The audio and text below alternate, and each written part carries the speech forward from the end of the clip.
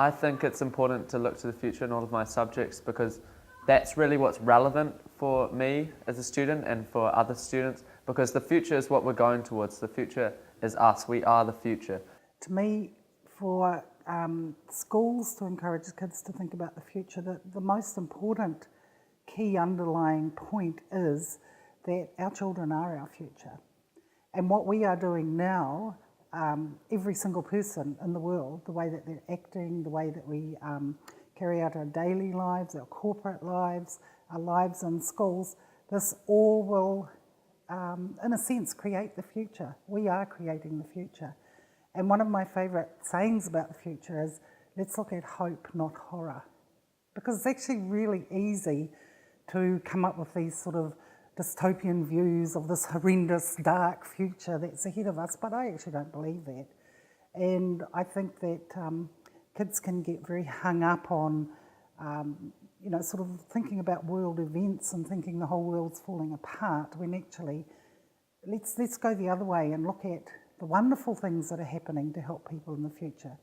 Just a small example, in Africa, you see the women walking for miles and miles and miles every day, carrying water on their heads.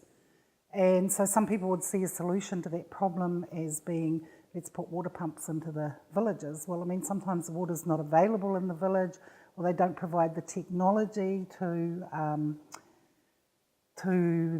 fix up the pumps when they break down, all of these things. So somebody just came up with this ingenious little solution of actually putting water carriers with handles on them and making them like barrels so they rolled. So it only takes people half as much time to go and get the water now as it did before. So instead of throwing our hands up in horror and seeing the problem as being, oh, the water and they have no access to the water, it's actually looking at, so what technologies can we use to help people? And kids can be very involved in that in a really creative way. The solutions that they come up with are amazing.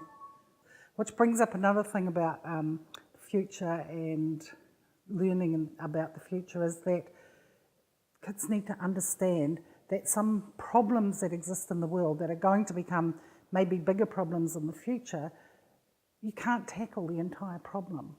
But what you can do is break that problem down into parts that you can tackle. And if you tackle those parts, then they're likely to impact on the whole problem.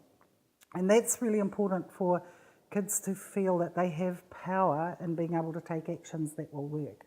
So if you said, for example, let's solve the problem of depletion of oceanic species, which is another huge global issue, then, that's overwhelming. How can we do that?